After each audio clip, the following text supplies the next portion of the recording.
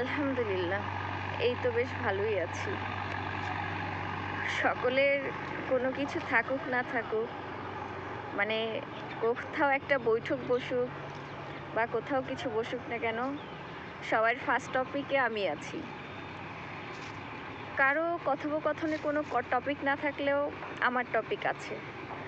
So এটাই তো আলহামদুলিল্লাহ। সমালোচনা তো তাকেই নিয়ে হয় যে আলোচিত ব্যক্তি।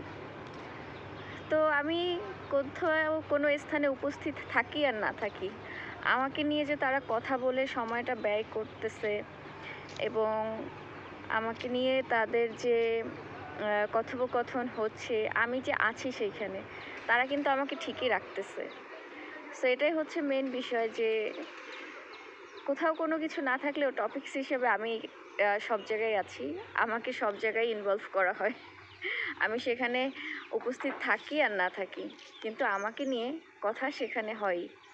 আমার মতো আপনাদের এরকমের কার কার মানে একই পরিস্থিতি আছে, আমাকে অবশ্যই একটু কমেন্টস করে জানাবেন।